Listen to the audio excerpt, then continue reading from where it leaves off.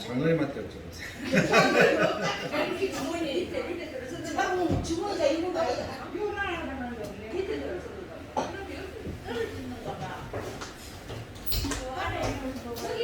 유 안에 있다. 내려가시던데. 네, 우리 함께 찬양하시면서 주일 오후 예배 하나님께 드리도록 하겠습니다.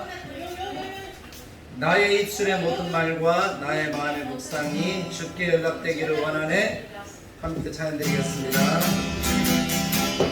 나의 입술의 모든 말과 나의 마음의 묵상이 주께 연락되기를 원하네. 한 번 더 나의 입술의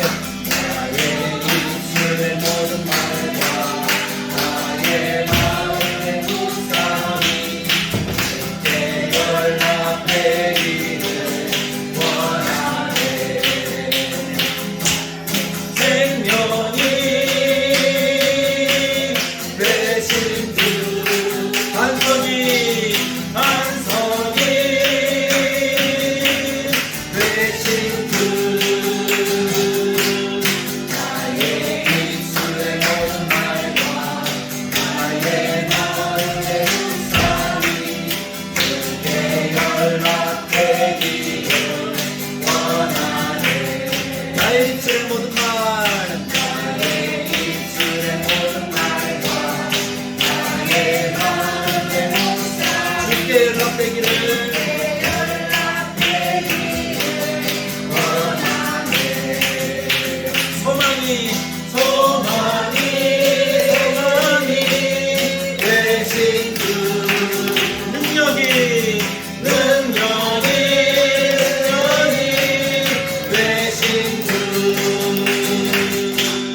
나의 입술의 모든 말과 나의 마음의 묵상이 주께 연락되기를 원하네. 아멘. 우리의 마음과 우리의 말의 묵상이 하나님께 연락되기를 원합니다. 그래서 하나님 앞에 기쁨이 되어지는 우리들의 삶이 되기를 간절하게 소망합니다. 나 주님의 기쁨 되기 원하네. 우리 함께 찬양드리겠습니다. 나 주님의 기쁨 되기 원하네. 내 마음을 새롭게 하소서. 새 부대가 되게 하여 주사. 주님의 빛 비추게 하소서. 내가 원하는 한 가지 주님의 기쁨이 되는 것. 내가 원하는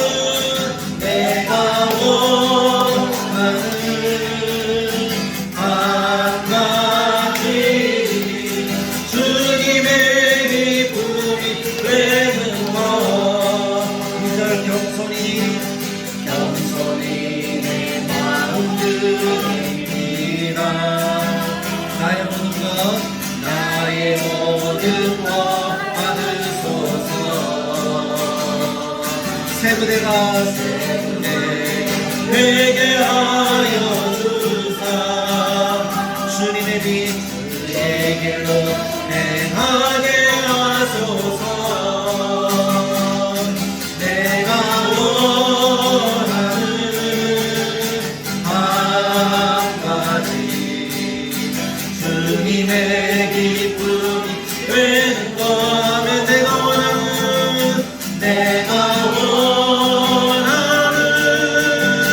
한 가지 주님의 기쁨이 되는 것. 우리 처음부터 한 번 더. 나 주님의 기쁨 되기 원하네. 나 주님의 기쁨 되기 원하네. 가사를 마음에 새기면서 내 마음을 새롭게 하소서. 새 부대가 되게 하여 주사. 되게 하여 주사.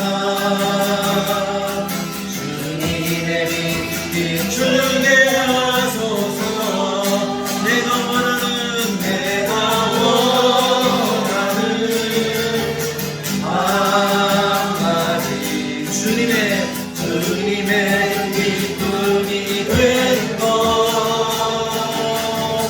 내가 원하는 한 가지 주님의 기쁨이 되는 것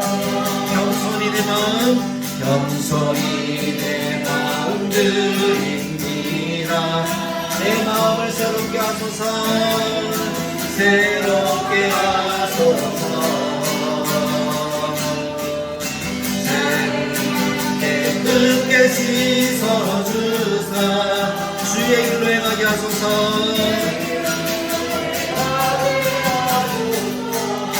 아멘 내가 원하는 한 가지 주님의 기쁨이 되는 것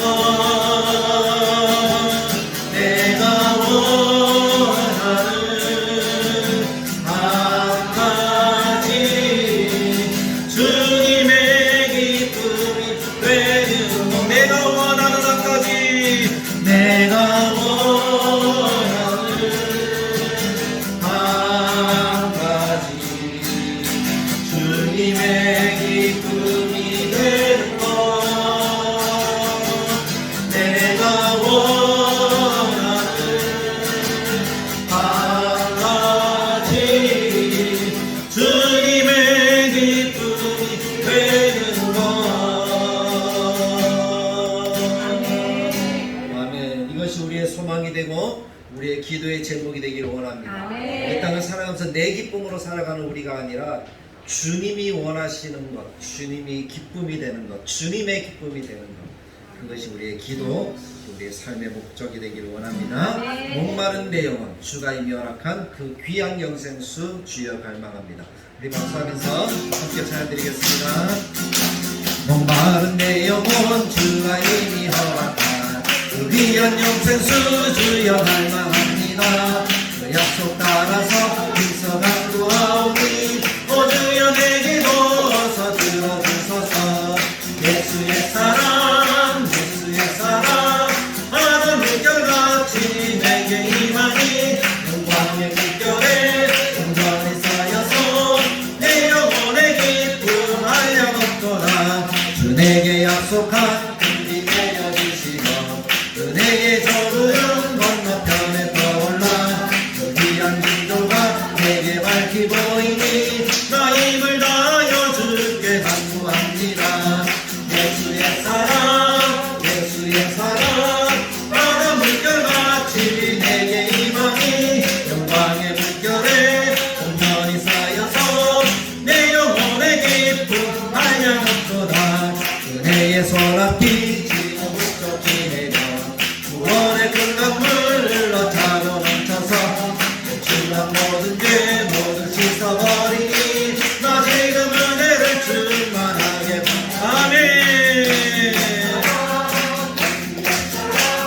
바다 물결같이 내게 임하니 영광의 물결에 온전히 쌓여서 내 영혼의 기쁨 알려놓거나 그 차고 넘치는 주의 은혜의 물결 그 차게 밀려와 내게 만족합니다 오 할렐루야로 주를 찬송하오니 내 마음의 기쁨이 항상 충만합니다 예수의 사랑 바다 물결같이 내게 임하니 영광의 물결에 온전히 쌓여서 내 영혼의 기쁨 알려 예수의 사랑 바다 물결같이 내게 임하니 영광의 물결에 온전히 쌓여서 내 영혼의 기쁨 은혜의 소라빛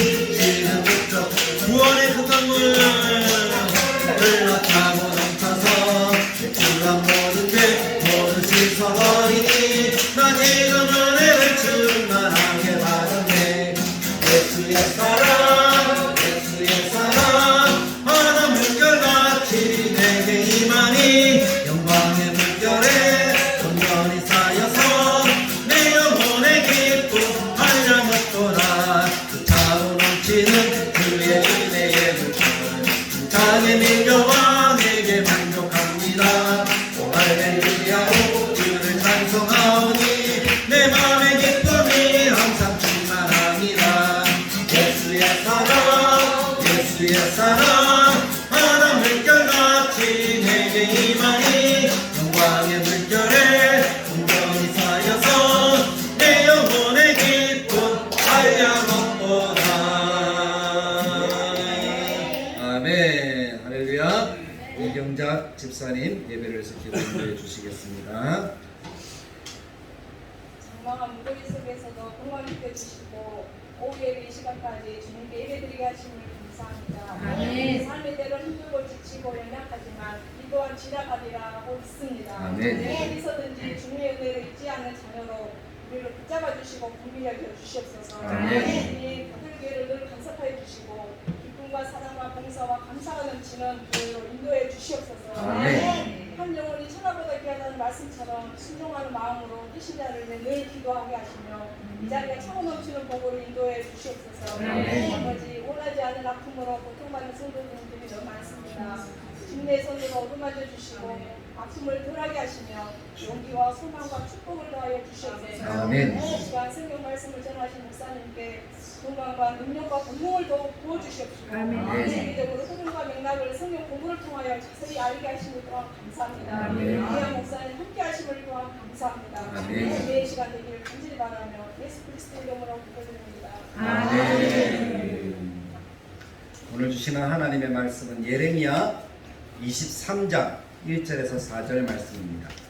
구약 성경 1085페이지.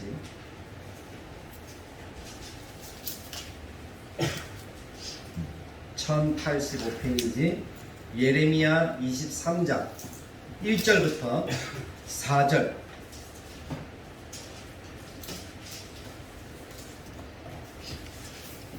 우리 같이 한 목소리로 하나님의 말씀을 읽도록 하겠습니다. 시작. 여호와의 말씀이니라. 내 목장의 양떼를 멸하며 흩어지게 하는 목자에게 화 있으리라. 그러므로 이스라엘의 하나님 여호와께서 내 백성을 다 기르는 목자에게 이와 같이 말씀하시니라.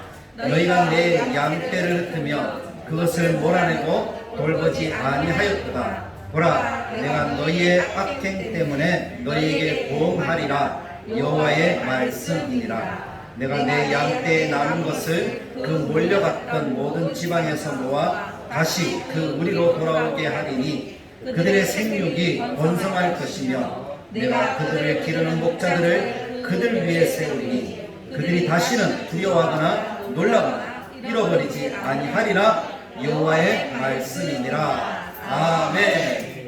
오늘 우리에게도 이 말씀대로 하나님이 복을 더하여 주셔서 회복과 하나님의 지키심과 하나님께서 허락하시는 긍휼과 하나님의 복이 넘치는 우리 다들에게 모든 성도들이 되시기를 간절하게 축복합니다. 아멘. 오늘 우리가 예레미야, 에스겔, 다니엘 이 말씀을 중심으로 함께 이 오후 시간에 말씀을 공부할 겁니다. 그래서 이 말씀 내용 제목을 먼저 보시면 아까 보셨지만 그렇다고 너 바벨론 으스대지 마라. 너도 결국은 망한다 하는 그런 내용입니다. 같이 한번 읽어보겠습니다. 시작. 그렇다고 너 바벨론 으스대지 마라. 너도 결국은 망한다. 오늘 말씀과 같은 똑같은 내용입니다. 이스라엘을 흩어지게 했던 바벨론 결국 망하고 이스라엘은 어떻게 된다고요? 회복된다. 회복된다.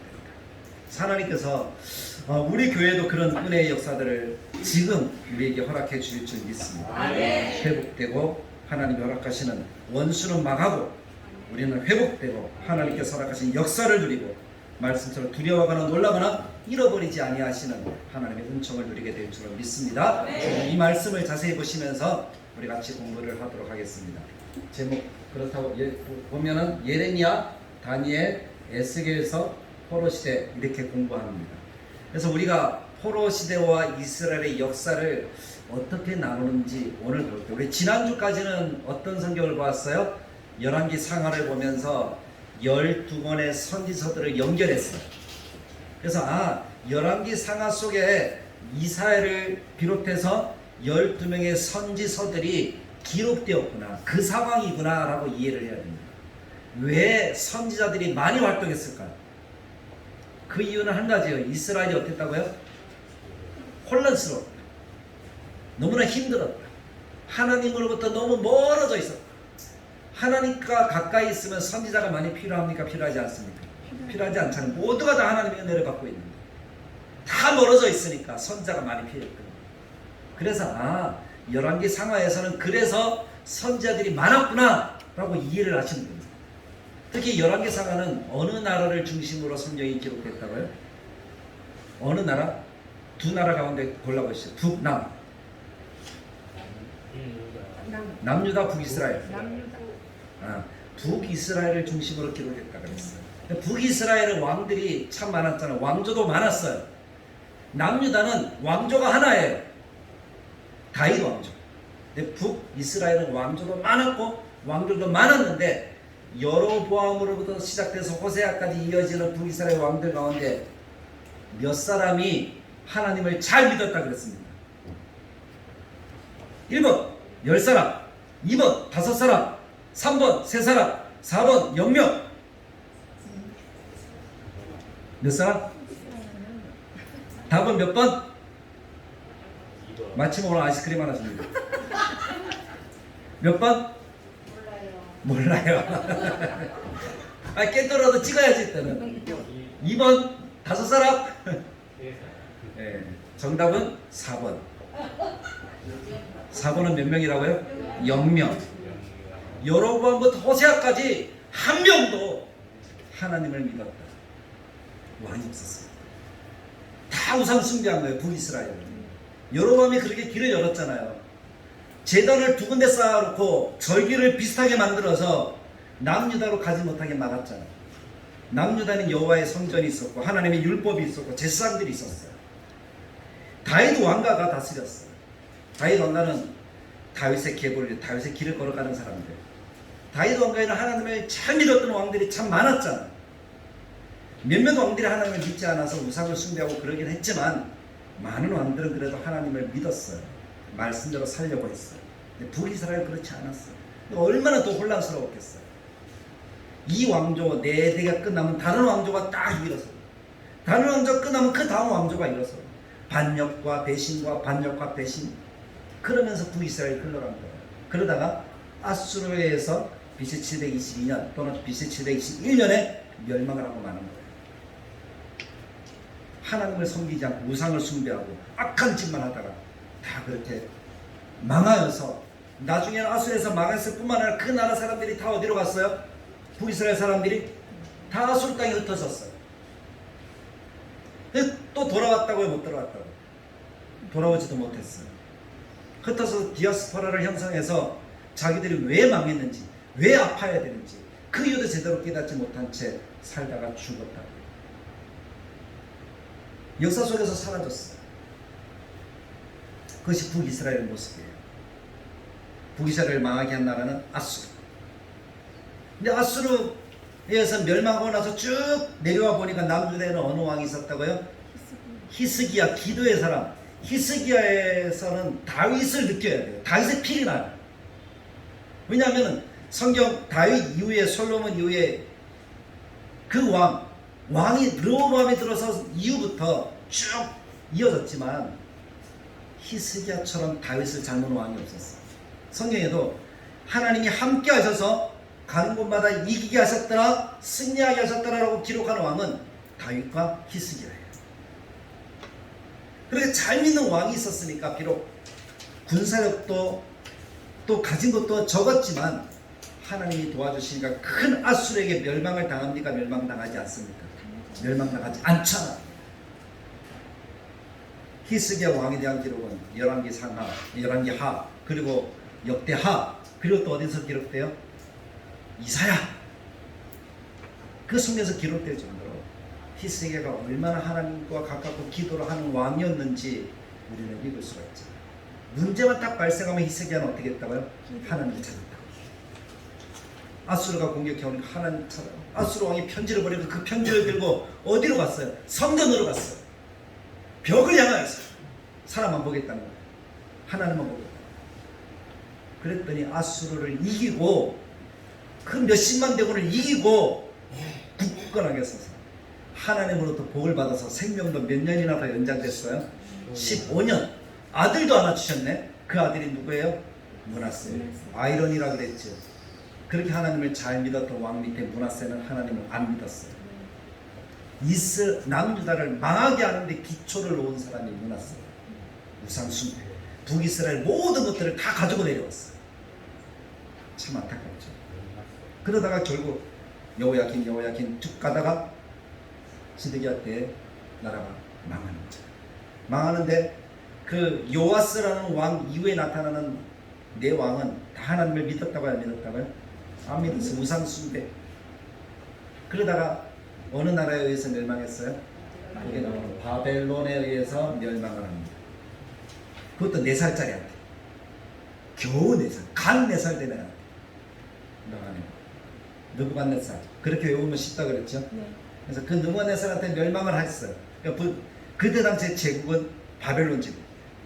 바벨로니아라고 이렇게 일컬어지는 그 큰 제국. 그렇게 남유다도 결국 망하고 남는 것은 바벨론밖에 없고. 그러나 남유다는 포로로 잡혀갔어. 1차, 2차, 3차 오늘 좀 더 보겠지만 잡혀갔지만 하나님이 오늘 예레미야 말씀처럼 어떻게 했다고요? 돌아오게 하셨다. 회복되게 하셨다. 남유다 사람들이 돌아온 거예요. 이해하셔야 됩니다. 북이스라엘이 아니라 남유다가 돌아왔어요. 그런 역사적인 기록들을 오늘 같이 공부를 하겠습니다. 10과 자 137페이지. 그렇다고 너 바벨론을 쓰지 마라. 너도 결국 망한다. 다 함께 읽어봅시다. 오늘의 포인트니까 같이 읽어봅니다. 시작. 지난주에는 유다 말기 역사와 거기에 연결되어 있는 예언서들을 공부했습니다. 근데 그 예언서 중에서 예레미야를 따로 볼 줄 아는 안목이 있어야 합니다. 왜냐하면 유다가 멸망한 이후 바벨론 포로 시대와 붙어있는 선지자가 예레미야이기 때문입니다. 또한 이 예레미야 스토리에 곧이어 다니엘과 에스겔도 연결시킬 줄 아는 안목도 있어야 합니다. 바벨론뿐 아니라 바벨론을 무너뜨린 페르시아 시대까지 커버하는 연속성도 이해해야 합니다. 그래서 오늘 시과에서는 예레미야의 후기 활동과 다니엘, 에스겔을 공부하려고 합니다. 이 공부를 하고 나면 세계 역사가 흘러가는 중심에는 하나님의 주권적 통치가 있다는 사실을 알게 됩니다. 유다를 무너뜨린 바벨론, 너도 결국 내 손 안에 있을 뿐이다. 바벨론 대제국과 유다 사이에 실제 역사가 있고 그 실제 역사를 미리 내다보고 예언해내는 예언이 있더라 이 말입니다. 그런데 그 실제 역사는 예언대로 되는 역사더라 이 말입니다. 두 가지예요. 1. 바벨론 포로 시대가 열리는 예레미야 후기 사역 이야기. 2. 다니엘, 에스겔 이야기. 그래서 이 두 가지를 중심으로 해서 오늘 공부를 할 거니까 길진 않을 거예요. 자, 다 함께 읽어봅시다. 한번 읽어봅니다. 선지서인 예레미야에서 역사 정보를 찾아야 합니다. 구약 역사를 마무리할 때 예레미야의 후대 인생을 끼워 넣을 줄 알아야 합니다. 다니엘과 에스겔은 예언서이지만 내용면에서는 포로 시대의 역사가 기록되어 있습니다. 그래서인지 다니엘을 보면 바벨론 포로로 잡혀간 때부터 페르시아가 바벨론을 정복한 그 이후까지 일어난 사건을 중심으로 기록하면서도 환상이 끼어 있습니다. 또한 에스겔을 보면 실제 역사를 기점에 놓고 그때 보여주신 하나님의 말씀을 풀어내고 있습니다. 이사야서도 1장에서 35장은 예언의 내용이고 36장에서 39장은 역사 기록이고 이어지는 40에서 66장은 또다시 예언이었던 것 기억나죠? 마찬가지입니다. 다니엘과 에스겔도 그렇게 실제 역사 기록과 말씀, 환상으로 보여주는 미래사 예언 내용이 섞여 있습니다. 바벨론에 사로잡혀 시작되는 포로 시대의 역사를 왕정 시대와 연결해서 한 권으로 써놓은 역사 기록은 없습니다. 이제 이 역사 기록을 연결시킬 줄 아는 게 관건입니다. 어떻게 하면 될까요? 예레미야 후기 정보를 끄집어내서 왕정기에 붙이고 그 다음 다니엘과 에스겔이라는 예언서 속에 섞여있는 실제 역사를 끄집어내어서 예레미야 후기 역사역에 이어서 쪼매놓으면 그 실제 역사가 탁 나온답니다. 바로 그 역사를 찾아내는 일이 오늘 우리가 해야 할 일입니다. 시과를 이런 관점으로 공부해 봅시다. 그래야 예레미야, 다니엘, 에스겔 속의 예언이 읽어집니다.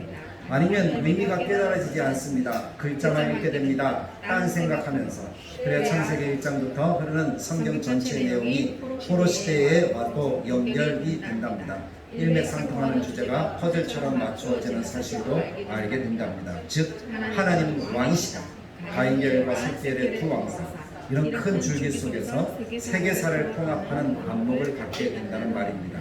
그래야 시과 제목도 이해가 된답니다. 시과 공부를 마치고 나면 그렇다고 너 바벨론 으스대지 마라. 너도 결국 망한다. 이 말의 결론처럼 확 머리에 뜬답니다.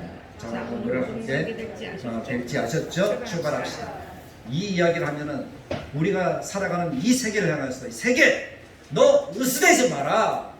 아무리 권력이 있고 힘이 있고 가진 것이 많아도 결국은 세계가 어떻게 된다고요? 예수님이 재림하시면 망한다 라는 거예요. 구원받는 존재는 누구라고요? 우리다. 나는 구원받지만 너는 망한다. 그게 세계를 향해서 우리가 외칠 수 있는 말이에요. 그래서 더 당당하게 예수 믿을 수가 있겠죠. 세계 역사를 보고 성경 역사를 보는 것은 그것을 보자는 거예요. 그리스도를 믿고 예수를 믿는 것이 얼마나 대단한 일인가를 깨닫자는 거예요. 오늘 그런 시간이 되길 바랍니다. 40페이지로 우리는 예레미야 선지자가 요시야 때부터 유다 마지막 왕 시드기야 그 이후까지 활동했기 때문에 계속 예레미야를 읽고 있는 것입니다. 예레미야 성경이 얼마나 긴 성경인지 아시겠죠?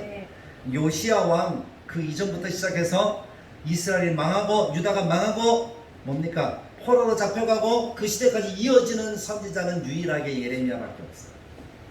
그것을 볼 줄 알아야 됩니다.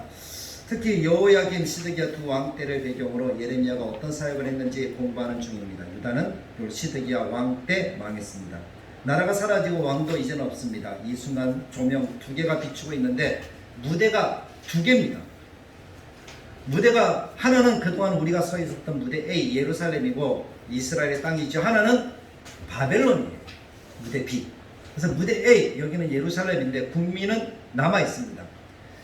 똑똑하고 왕족 또 나라를 다스릴 만한 사람들은 다 어디로 갔어요? 다 바벨론으로 잡혀갔어요. 남아있는 사람은 힘없고 병들고 늙은 국민들입니다. 바벨론 정주국은 이들을 대상으로 정치를 해야 합니다. 전쟁으로 깨져버린 예루살렘 폐허를 새 시스템으로 변환시키려고 합니다. 그래서 느부사라단 바벨론 사령관을 남겨두었습니다. 총독으로 임명해서 식민지를 안정시키려 합니다. 그런데 성경을 보면 예레미야 성경에 보면 이 느부사라단이 어떻게 되죠? 나중에 죽어요. 반역자가 일어나서 죽여요. 그런 성경 역사가 일어나 예레미야가 그 반역자들에 의해서 같이 잡혀가서 애국까지 가요. 그런 역사들이 쭉 기록이 됩니다. 예레미야는 사실 바벨론의 귀에서 평안하게 지낼 수 있었습니다. 그러나 그는 남아있던 국민들을 지키고 싶었습니다. 하나님은 망해버린 유다 본토 국민들을 예레미야를 통해 끝까지 챙기시는 중입니다. 예레미야는 남아있던 본국 백성들 속에서 영적인 리더로 계속 활동하게 됩니다. 하나님의 통치 좌소였던 예루살렘 성은 무너졌지만 하나님은 예레미야를 통해 계속 일하고 계십니다. 그것이 예레미야 속에 기록이 된다. 무대 B 여기는 바벨론 국민들이 이동했습니다. 하나님은 잡혀가 있는 국민들도 걱정이셨습니다. 그들은 지도자도 있어야 하지 않겠습니까? 그들의 지도자도 있어야 된다는 젊고 유능하고 똑똑한 알맹이 백성들이 잡혀갔으니 말입니다. 나라는 없어졌지만 국민은 여전히 생존해 있는 겁니다. 나라는 없어도 하나님 믿는 백성이 있으면 하나님 나라는 있습니다. 이제 이름하여 포로 시대가 시작된 것입니다. 성경 흐름을 타고 여기까지 와 있는 우리도 생각 속에서 좌표 이동을 시켜야 합니다. 성경이 바벨론에 가 있는 주인공들에게 쫙 서치라이트를 비추는 거예요. 성경은 우리한테 그쪽 무대를 보라고 합니다. 그래서 우리도 저 바벨론 쪽으로 옮겨가야 합니다. 다니엘, 에스겔, 느헤미야, 에스더 이렇게 봐야 된다는 거예요. 이미 여호야긴 왕 때 잡혀간 다니엘이 있습니다. 여호야긴 왕이 잡혀갈 때 함께 잡혀간 에스겔도 있습니다. 포로 시대가 시작되었습니다. 자, 그럼 본토 예루살렘의 예레미야, 바벨론의 다니엘, 에스겔 스토리가 창세기 12장 1절부터 시작된 하나님의 나라의 흐름 속에서 어떤 의미가 있다는 말입니까? 바벨론에 잡혀간 나라가 망하는 것이 끝이란 말인가? 결국 바벨론이 가장 큰 나라란 뜻인가? 하나님 나라가 망해서 없어졌는데 도대체 이 포로 시대 역사에 무슨 의미가 있단 말인가? 이런 질문을 안고 다니엘과 에스겔 포로 시대를 열어가 보겠습니다. 자, 내용 들어가 봅니다. 이걸 보십시오. 우리가 역사의 흐름을 본다 그랬죠. 창출, 민수, 사삼, 왕 쭉 흘러가 역사 순으로 보는 거예요. 여기서 망했습니다. 끝이 아니라 어떻게 된다고요? 대라는 포로 시대 그리고 그 이후 시대까지 이어진다고 그랬습니다. 그래서 이 왕시대 12권의 책 가운데 중요하게 봐야 될 것 또 예레미야라는 이 성경 한 번 더 우리는 유심히 봐야 됩니다. 왜냐하면 이 예레미야는 망하는 것과 포로 시대까지 연결하고 있는 핵심이기 때문에 그렇습니다. 그리고 다니엘, 에스겔 이 세 성경을 더 보는데 예레미야는 이 12권에 포함되지만 다니엘, 에스겔은 12권에 포함됩니까? 안 됩니까? 안 되는 거예요. 무슨 말인지 아시겠죠? 그래서 별도로 딱 표시했습니다. 그래서 얘들은 포로 시대고 여기는 망하는 시대, 꼬리 부분 얘기. 그래서 그것을 우리가 보고 넘어가 보도록 하겠습니다. 오늘 포인트는 그래서 바벨론 포로 시대에 열리는 예레미야 후기 사역, 뒤에 사역이 어떻게 되는가, 다니엘, 에스겔을 이해하는 그 정도까지 공부하겠습니다. 낙권을 자세하게 공부하는 시간은 아니에요. 훑어드릴 거예요. 무슨 말인지 아시겠죠? 네. 자, 그래서 우리가 상하 그림, 물고기 그림을 보면서 다시 한번 보면 솔로몬 이후에 나라가 두 족을 난다 그랬어요. 여로보암과 르호보암, 북이스라엘 남유다. 그래서 열왕기가 쭉 기록되는데 어느 나라를 중심으로? 북이스라엘을 중심으로 여로보암의 길, 아합의 길로 가는 왕들. 다윗의 길로 안 가고 솔로몬 이후에 다윗의 길로 안 가고 여로보암, 아합의 길로 가는 왕들의 이야기. 그것이 열왕기 상하 쭉 이어졌죠. 그리고 여로보암 2세 때 활동해서 여호람 때 활동해도 선지자. 여로보암 2세도 여호람이라는 또 왕이 또 북이스라엘도 나와요. 남유다에도 아하시아가 있고 북이스라엘도 아하시아가 있어요. 똑같아진 이유는 뭡니까? 여호사밧이라는 왕 때에 남북이 서로 화해를 하잖아요. 사돈지간을 맺잖아요. 그래서 나타난 현상들이에요. 그래서 그렇지만은 북이스라엘 중심으로 쭉 보면 여로보암의 길, 아합의 길로 가는 왕들이 많은 선지자들이 있었음에도 불구하고 여기 에스겔 엘리야가 있었잖아요. 엘리사가 있었잖아요. 그럼에도 그 말을 듣지 않고 가다가 호세아 왕 때 어떻게 됐어요? 북이스라엘 멸망합니다. 어느 나라에 의해서? 아수르에 의해서. 쭉 내려가 보니 히스기야가 있다. 히스기야 시대에 히스기야 강성할 수 있었던 것은 이사야라는 국내에서 그 왕궁 안에서 활동해서 선지자가 든든하게 뒷받침되니까 그래도 히스기야가 든든하게 서 있었던 것 같아요.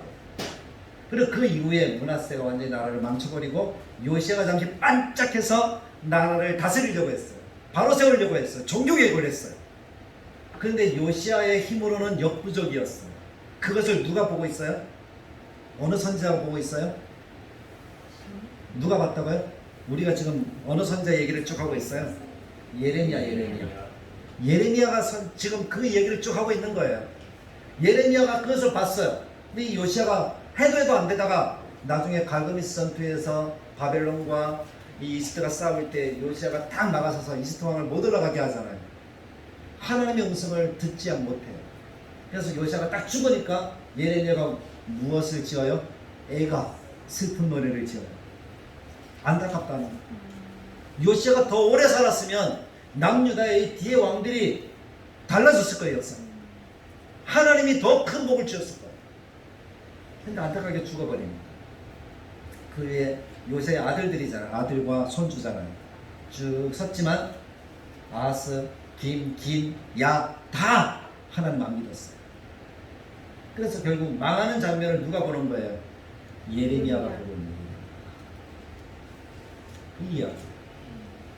그러면서 여기서 다시 보면 이 여호야 긴 때 다니엘이 잡혀가고 여호야 긴이 끌려갈 때 누가 또 잡혀가요?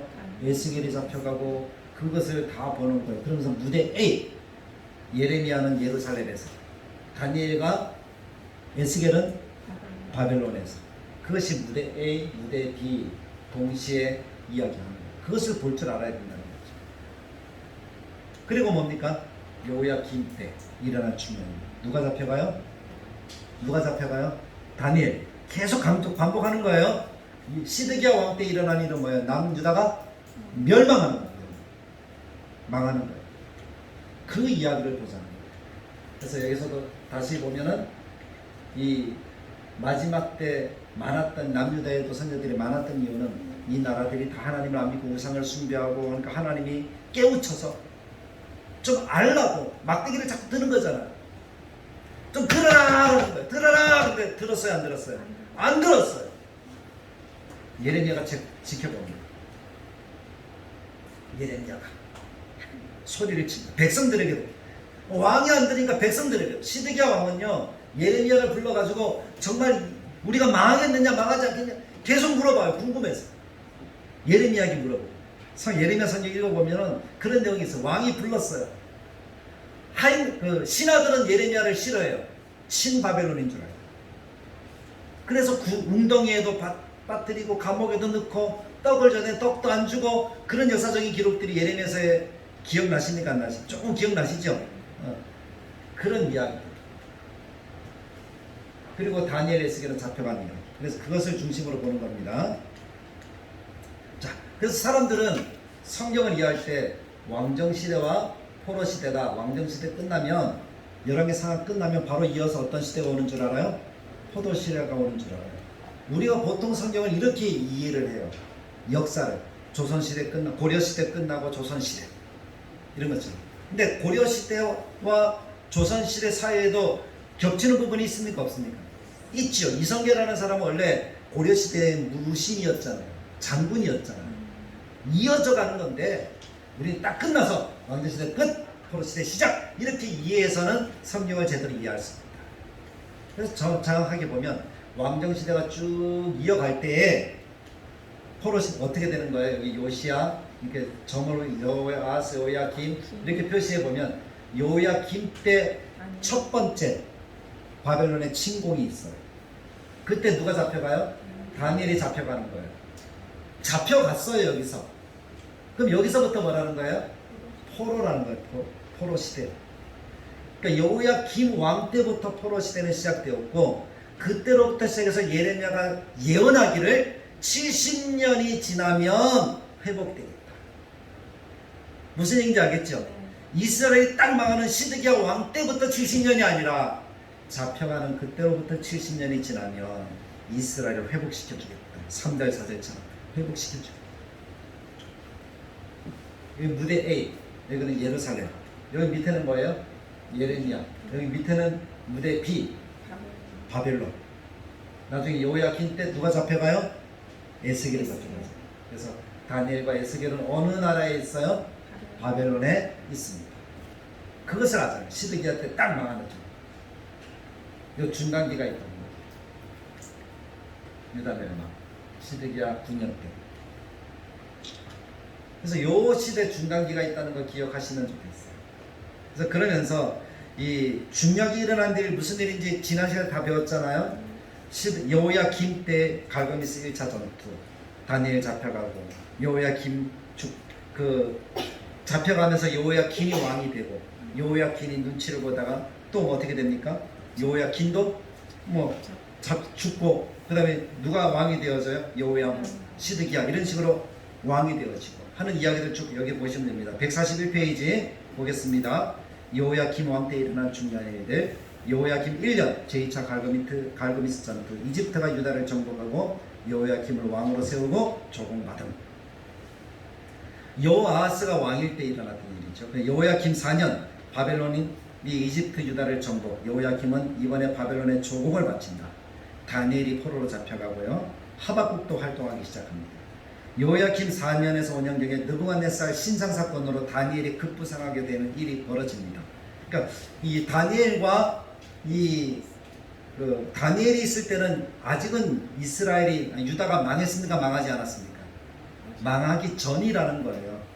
다니엘서가 기록되는 그 시기는 무슨 이야기인지 이해되시죠? 그 시기 안에 있었어요. 그리고 시드기야 왕 때 일어난 중요한 일은 여호야김이 죽습니다. 그리고 여호야김이 포로로 잡혀갑니다. 에스겔도 같이 포로로 잡혀갑니다. 예레미야는 바벨론에 잡혀가 있는 왕족들과 포로 리더들에게 편지를 붙였습니다. 그래서 성경 에스겔서 읽어보면 똑같은 내용들이, 예레미야는 이쪽으로 편지를 쓰고, 에스겔을 중심으로 한 사람들은 예레미야를 좀 어떻게 하라고 이쪽으로 편지를 쓰고, 그런 일들이 서로 일어나는 거예요. 그러면서 예레미야가 70년은 기다려야 한다라는 편지를 공적으로 써버립니다. 무대 A, 무대 B가 교류하고 있다는 거예요. 바벨론 거류민단에 스마야라는 사람이 있는데, 바벨론에 살아요. 예레미야를 잡아 죽이라고 압력을 넣고 있습니다. 아니, 곧 회복될 건데 왜 70년을 기다려요? 이런 사람은 살려둬서는 안 된다고 예루살렘으로 편지를 보내는 거예요. 무슨 얘기인지 아시겠죠? 예레미야는 하나님의 말씀을 전하는데, 스마야를 중심으로 한 사람들은 예레미야가 하나님의 말씀을 전하는 줄도 모르고 이 반역자, 매국노라고 그러면서 예레미야를 죽이려고 하는 거예요. 3번 예루살렘에서는 반바벨론 나라들이 연회의를 하는 등 반바벨론 운동이 심하게 일어납니다. 이때 예레미야는 바벨론의 승리로 끝날 것이라고 행동령을 합니다. 포로 행장을 해서 막 지고 가는 것, 또 묻고 뭐 그런 기록들이 좀 있잖아요. 그 행동령을 하는 게 27장에 기록이 됩니다. 이쯤에 에스겔은 바벨론에서 유다의 미래가 어떻게 될 것인지 환상을 보는 거예요. 그래서 에스겔서 성경을 여러분들이 쭉 보시면 좀 길잖아요. 에레미야가 에스겔 48장까지 길잖아요. 근데 이것이 참 역사를 우리들에게 이해하기 좋도록 누구 몇 년 때 이렇게 기록하고 있다는 거예요. 에스겔서 한번 쭉 보세요. 뒤에 성경을 여러분들이 읽어보시면 자 1장부터 보시면 이렇게 기록됩니다. 30째 해 넷째 달 초닷새에 라고 이렇게 기록이 되는 거예요. 자기가 잡혀간 30째 해라는 거예요. 무슨 얘기인지 아시겠죠? 그리고 나서 3장에 또 보시면 3장 어디 봅시다.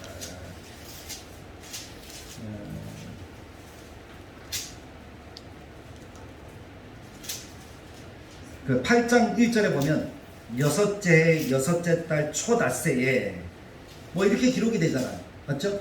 그러니까 1장과 8장은 어느 때가 먼저 기록이 된 거예요? 사실은 8장이 먼저죠.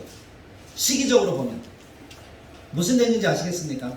그런 식으로 언제 이것을 보았고 어느 때 이러한 내용들을 이야기하고 하는 것들을 에스겔이 자세하게 이야기한다는 거예요. 그 시대 상황에 대해서.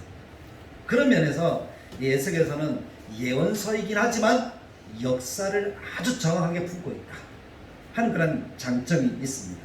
그래서 유다의 미래가 어떻게 될 것이 환상을 통해서 예언하는 중에 포로로 잡혀가 있는 사람 중 미덕적인 장로들이 에스겔에게 찾아와 예언을 해달라고 합니다. 4장에서 예루살렘이 포위될 것을 예언하고 결국 그러니까 에스겔이 잡혀갈 때는 망하기 전이었으니까 가서 이제 망한 것을 아는 거예요. 예루살렘 성이 아직은 무너지지 않았지만 앞으로 무너지고 망할 수밖에 없는 이유에 대해서도 에스겔은 8장, 20장에서 이야기를 합니다. 8장과 20장은 같은 시기라는 거예요. 예루살렘 성전 안에서 이루어지는 이방 종교의식을 환상으로 보여주시면서 설명해 주십니다. 이스라엘이 왜 망해되느냐? 이런 죄 때문이다. 유다도 왜 망했느냐? 이런 죄 때문이다. 그것을 고발하는 성경이 에스겔이에요. 조금 이해되시죠? 에스겔서 읽어보면 막 헷갈리는데 그 내용은 별거 없어요. 이스라엘을 고발하고 이런 죄 때문이다. 또 이 시대에는 이런 일들이 있었다. 나는 이런 환상을 보았다. 이것은 미래의 일이다. 이것은 과거의 일이다. 이렇게 이야기를 하고 있다는 거죠. 그래서 그 시대 시점만 정확하게 알면 에스겔서와 역사를 잘 연결해서 공부를 해볼 수가 있습니다. 나중에 기회 되면 그것을 왔다 갔다 하면서 제가 한번 공부를 시켜드릴게요. 자, 5번. 예루살렘 멸망 직전 상황쯤 예레미야 37장에서 38장입니다. 예레미야 21장, 예레미야 32장 이렇게 같이 참고해서 보면 됩니다. 계속해서 시드기야는 이집트와 결탁해서 바벨론에 반항합니다. 한때 바벨론의 포위가 풀어지고 이집트가 세력을 얻기도 했던 적이 있었거든요. 이 상황에 예레미야는 웅덩이에 갇힙니다. 시드기야는 여전히 불안해서 예레미야를 찾아다니며 예언을 해내라고 합니다. 바벨론에서는 에스겔을 찾아다니며 하나님이 뭐라고 말씀하시더냐라고 물어보는 상황 똑같죠? 여기는 예레미야에게, 여기는 에스겔에게, 다니엘에게는 못 찾아갑니다. 다니엘은 특별한 사람이거든요. 그 당시는. 자, 드디어 예루살렘이 멸망합니다. 39장 52장. 무대 A에서는 포위망이 뚫리고 바벨론은 예루살렘 성을 함락시킵니다. 무대 B에서는 에스겔이 예루살렘 멸망의 날을 다루고 있습니다. 24장입니다. 멸망한다 라는 거예요. 7번 예루살렘과 이집트에서 일어난 멸망 그 이후에 예레미야 40장에서 44장은 멸망 그 이후에 어떤 일이 벌어지고 어떻게 반역이 일어나고 어떻게 이 바벨론 총독을 죽이고 이집트로 가고 예레미야도 끌려가고 그러면서 어떤 예언을 하게 되었지고 하는 이야기들이 40장에서 44장에 기록이 되고 있다. 그러면서 52장까지 그러니까 왔다 갔다 하면서 역사가 왔다 갔다 하면서 예레미야, 에스겔이 성경을 이어가고 있다라는 것이죠. 그러면서 우리가 이 지도를 보면 예레미야, 다니엘, 에스겔 활동 영역 바벨론에는 누가 있습니까? 다니엘과 에스겔이 있습니다. 남유다를 멸망시키죠. 무대 A. 바벨론 무대 B가 되는 거예요. 예루살렘 예레미야가 하나님 말씀을 전달합니다. 바벨론에서는 다니엘 에스겔, 다니엘은 왕궁에서 에스겔은 백성들 가운데 지도자로서 그런 역할들을 해내고 있다. 그래서 우리가 다니엘을 좀 공부를 하면 다니엘은 왕족 또는 귀족입니다. 무슨 말인지 아시겠죠? 왕족 아니면 귀족, 젊은 사람이 어릴 때 잡혀갔어요. 다니엘이 나중에 71회의 비밀을 깨닫습니다. 하나님이 깨닫게 하십니다. 70년 후에 돌아가겠구나. 다니엘서 읽어보면 왕이 몇 사람이나 지날 때까지도 총리로 있었다고요? 최소 4명의 왕이 지나는 그 시기에도 바벨론의 총리로서 활동했던 사람. 어릴 때 청소년 시절에 왕국에 들어가서 무슨 얘기인지 아시겠죠? 거기 3년을 배우고 관직을 얻어서 총리가 되고 왕 한 명, 느부갓네살, 그 다음에까지 갑니다. 4명까지 갔죠. 그러면서 총리로 역할을 감당하고 이스라엘 백성들이 돌아가는 것 같이 하나님이 다니엘에게 은혜를 주십니다. 그러니까 다니엘의 그 믿음이 얼마나 대단했고 신앙이 대단했다 하는 것은 우리가 너무나 잘 알잖아요. 잘 듣고 다니엘처럼 공부하면 우리도 공부 잘할 수 있다. 그래서 다니엘 학습법 그 목사님도 있고 어쨌든 다니엘은 보통 사람은 아닙니다. 우리가 본받아야 될 사람이고 우리가 그 신앙을 똑같이 추구해요. 왜냐하면 다니엘이 처한 환경이 우리가 처한 환경만큼이나 힘든 환경이었잖아요. 근데 그 속에서 하나님께 이렇게 쓰임 받는다면 우리도 그렇게 쓰임 받을 수 있다 하는 그런 소망이 생기잖아요. 우리도 기도하면서 하나님 말씀을 붙들고 나아가는 우리 모두가 되기를 간절하게 바랍니다. 네. 다니엘 그는 그런 사람이에요. 그 내용을 이해하면 첫 번째 묵시적인 예언이 죽기로 역사적인 예언은 1장부터 6장까지라는 거 아시겠죠? 1장부터 6장까지는 역사적인 거예요. 그 왕국에 있으면서 일어났던 이야기들을 풀어가고 있습니다. 다니엘과 사드락, 메삭, 아베노고 세 친구의 이야기, 다니엘의 사자굴에 들어가고 하는 그 이야기까지 기록되는 것이 다니엘서 6장까지. 그럼 7장부터는요? 묵시적인 예언이에요. 다니엘서를 이해하면 요한계시록도 이해할 수가 있어요. 비슷한 내용들이 있으니까요. 다니엘은 그래서 가까운 미래뿐만 아니라 먼 미래까지 같이 내다보고 있어요. 요한계시록도 똑같아요. 가까운 미래뿐만 아니라 먼 미래를 같이 이야기를 하고 있어요. 그게 묵시문학의 특징이에요. 그것만 이해하면 여기 이 부분은 우리가 역사적으로 이해를 해야 되는구나. 지나간 시간 동안 이해해야 되는구나. 이 부분부터는 아직 일어나지 않았으니까 우리가 기도하면서 하나님의 은혜로 풀어가야 되는구나 하는 것을 볼 수 있다는 거예요. 그럼 성경이 어렵지 않습니다. 근데 그렇지 않으니까 어렵죠. 이게 과거의 이야기야, 이미 이루어진 거야, 아니야, 모르니까. 나중에 한번 다니엘서 이해를 하면서 묵시적인 내용들이 어떤 내용들인지 쭉 보겠습니다. 근데 역사적인 이야기를 하면서도 다니엘서에서는 어떤 이야기를 하는가 하면 느부갓네살 왕의 꿈에 대해서 이야기를 합니다. 그 꿈 이야기가 2장에 기록이 되잖아요. 맞죠? 그 꿈을 해석을 해서 다니엘이 어떻게 된 거예요? 더 높아졌잖아요. 근데 그 꿈이 느부갓네살의 꿈을 2번 꾸는데 첫 번째 꿈이 이거예요. 꿈을 꿨는데 무슨 내용인지 모르는 거예요. 왕궁의 어떤 사람도 이것을 깨닫지 못하는 거예요. 근데 다니엘만 유일하게 하나님이 가르치셨어요. 머리는 금이다. 몸통 그 다음에 뭡니까? 몸통은 은이다. 그 다음에 뭡니까? 배와 넓적다리는 놋이다. 근데 다리는 철이다. 그 다음에 뭡니까? 요 밑에는 썩겼다. 이렇게 하면서 꿈을 꿨어요. 이 꿈 얘기를 하니까 느부갓네살은 뭐라 그래요? 맞다. 그거 맞아. 근데 이게 무슨 내용이야? 하니까 다니엘이 해석을 합니다. 금은 느부갓네살 왕 당신입니다. 바벨론을 이야기를 합니다. 찬란하다. 바벨론이 진짜 찬란한 나라. 부유, 강하고. 그 뒤에 나타나는 나라는 바벨론보다 좀 못합니다. 근데 역사를 보면은 더 강한 나라예요, 사실. 바사제국이거든요. 페르시아라고 얘기하죠. 그 밑에는 뭡니까? 놋이다. 이거 보면은 진짜 놋이라는 이 나라, 헬라라는 나라는 너무 강하잖아요. 문화적으로 세계를 통합한 문화는 헬라 문화밖에 없습니다. 헬라 문화를 삼킨 나라가 어느 나라예요? 로마잖아요. 맞죠? 로마인데 로마가 썼던 언어는 뭐예요? 헬라 문화와 헬라 언어를 쓰잖아요. 그 정도로 헬라 문화는 대단해요.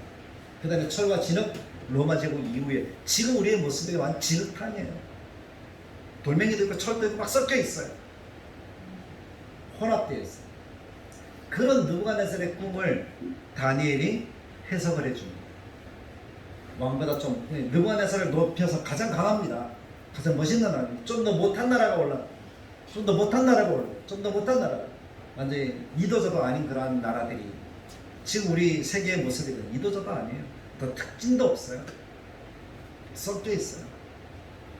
그 말은 섞여 있다는 말은 하나님이 없다. 사마리아가 섞여 있었어요. 하나님도 믿고 세상 신도 믿고 성경이 뭐라고 결론하는가 하면 섞여 있으면서 결국에는 하나님을 믿지 않더라. 세상 신을 믿고 따라가더라. 섞여 있다. 그래서 더 주의해요. 하나님을 찾아야 된다. 근데 나중에 다 어떻게 다 깨뜨려 버리시잖아요. 보시면 요게 바벨론 제국이에요. 제국이라 해도 그렇게 크진 않아요. 페르시아 제국을 얘기를 하니까.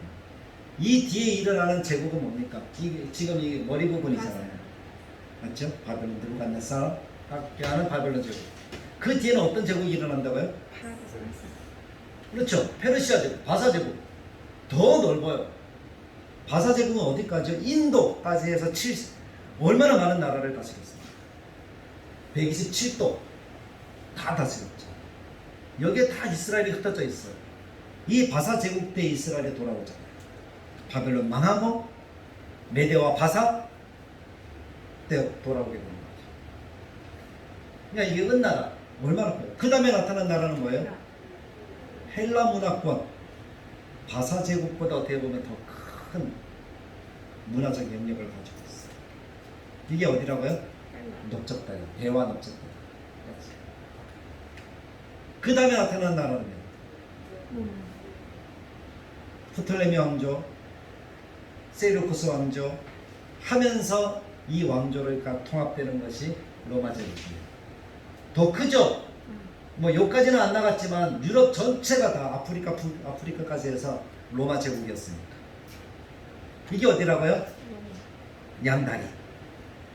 그림에 보면 양다리까지 있어요. 여기까지. 로마 제국. 그 다음에 이어지는 것이 세계 지금 우리들의 모습. 역사를 보면 이게 이집트, 이게 메소포타미아, 구바벨론. 이게 바벨론 제국이에요. 여기에 나타나는 게 이란, 뭐 페르시아, 뭐 히타이트, 아람, 수리아, 그리스 뭐 이렇게 쭉 나가는데 이랬던 역사의 기록들이 요 아수르 제국에서 좀 거대해지죠. 근데 어떻게 되냐, 다 통합된다 그러잖아요. 화살표가 들어가는 것은 이 아수르 제국에 이집트, 그 다음에 여기 히타이트 뭐 이런 민족들이 다 통합돼서 들어갔어요. 하나라는 거예요. 그래서 근데 나중에 쭉 가니까 바사 제국이 바벨론 끝나고 나서 바사 제국이 커지죠. 맞죠? 그래서 여기에 또 통합되는 거예요. 그러다 쭉 가서 뭡니까? 알렉산더 제국 뭐 이렇게 쭉 넘어가다가 이게 뭡니까? 로마 제국이 나중에 다른 모든 제국들의 역사들을 다 흡수를 해서 로마 제국이 가장 강성한 그 시기가 AD 500몇 년까지 이어지더라. 그러니까 이 로마 제국의 이 강력함, 또 헬라 문화의 강력함, 그래서 우리가 좀 이해할 필요가 있다. 그것을 하나님이 느부갓네살 왕의 꿈을 가지고 다니엘에게 알려주는 거예요. 근데 우리는 그것을 보니까 세상의 역사를 돌아보니까 그 말씀대로 어떻게 됐다는 거예요. 다 됐더라. 성경대로 하나님 말씀대로 세상의 역사가 이어지는구나. 그러면서 성경의 인자 같은 이라는 것이 다니엘에서 기록이 됐잖아요. 사드락 메삭 아벤느고 불구덩이에 던졌더니 그 안에 누가 있었어요? 인자 같은 이가 있었어요. 누구를 얘기할까요? 예수 그리스도. 육신을 입고 이 땅에 오신 예수님을 상징합니다. 그 시대도 이미 예수님께서는 우리의 구원을 위해서 백성들을 지키시고 보호하시는 그런 은혜를 나타내 주셨다는 것이겠죠. 지금까지도 역사하신 그 하나님의 은혜를 우리가 늘 기억하시길 바랍니다. 에스겔에서 간략하게 공부해보면 에스겔은 누구인가? 어느 왕 때 포로로 잡혀갔습니까? 요야긴 때 포로로 요야긴 왕과 같이 포로로 잡혀갔어요. 그래서 바벨론에서 평생 살았어요. 예언을 합니다. 아직 망하기 전에 잡혀가가지고 망하는 것까지 내다봅니다. 미래까지 내다봅니다. 그리고 백성들 사이에서 지도자가 됐어. 다니엘은 왕궁에서 지도자였다면 에스겔은요, 백성들 사이에서 지도자 역할을 감당하면서 예레미야와 견줄 그러한 예언자로서 사역자로서 살아가더라는 거예요. 예수께서 내용 보면 연대에 대해서 성경에 아까 조금 얘기했죠.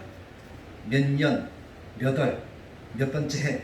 뭐 이것은 우리가 연대를 추정하기에 참 좋도록 에스겔서가 기록이 됐는데 문제는 뭡니까? 왔다 갔다 한다. 왔다 갔다. 앞으로 갔다 뒤로 갔다 앞으로 갔다 뒤로 갔다. 그러니까 우리가 어떻게 해요?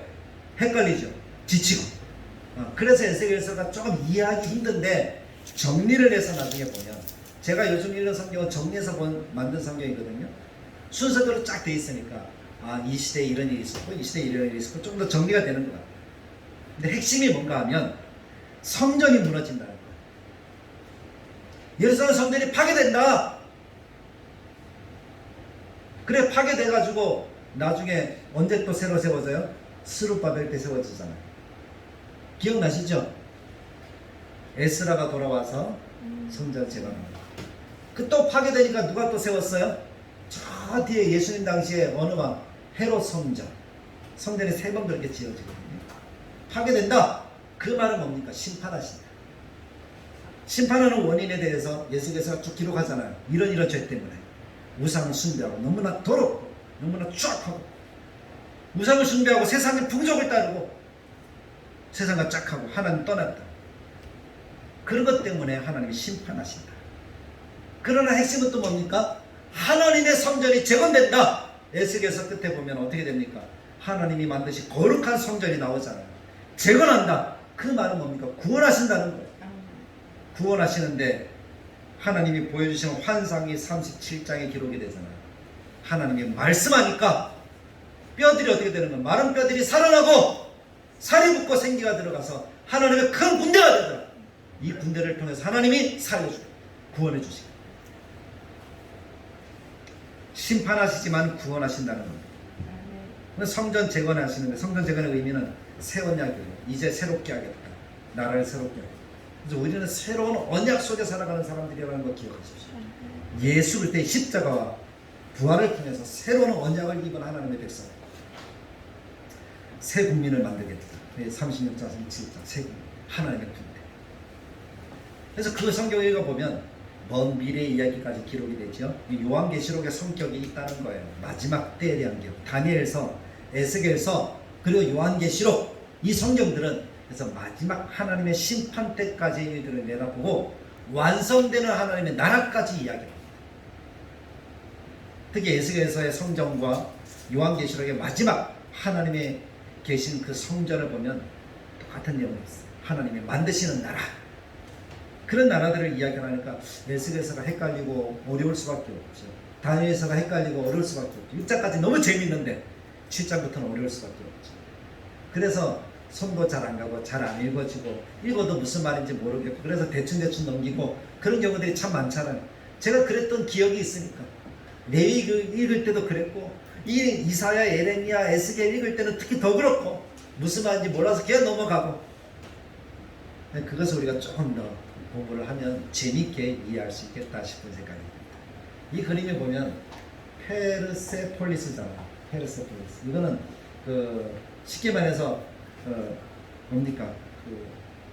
바벨론 그때 당시의 그림 그런 것들에 대한 벽화가 이렇게 새겨진 그 도시의 그 유적 속에 이런 벽화가 있더라고요. 이것을 해석해 보니까 이 부분을 떼내어서 무슨 그림인가 봤더니 이게 뭐 조공을 바치려는 사람들의 행렬이었다. 바벨론 제국이 그렇게 어마어마했다. 그러니까 황금머리라는 것은 그것을 얘기하는 겁니다. 그런 행렬에 대해서 설명을 하고 있습니다. 가까이 돼서 더 확대를 해보니까 다 뭐예요? 사람들의 모양이잖아요. 다 무엇인가를 들고 메고 이렇게 해가지고 조공을 바치게 됩니다. 그 정도로 바벨론 제국이 엄청납니다. 이것은 영물 가디언인데 수호신이에요. 쉽게 말해서 각 제국마다 제국을 지키는 수호신이 있어요. 마지막 요 그림은 어디에서 본 것 같아요? 우리나라 수호신은 뭐예요? 왕국의 수호신은 용이에요. 용. 중국과 일본과 한국 이 동남아권에는 용이 신이에요. 요거 뭡니까? 우리나라에도 있죠. 혜택. 그것도 가디언이에요. 영물 가운데 하나예요. 그 집을 보호하고 왕국을 보호하고 그런 것들을 사람들이 영물로 숭배를 했습니다. 이런 우상적인 것들이 얼마나 그 나라에도 많았었는지 이걸 좀 이해하고 넘어갈 필요성이 있겠다 싶은 생각이 듭니다. 여기까지입니다. 그래서 우리가 이 예레미야, 다니엘, 에스겔을 그렇게 연결해서 이해를 하면 조금 더 재미있게 쉽게 요거까지만 알아도 돼요. 세세하게 몰라도 돼요.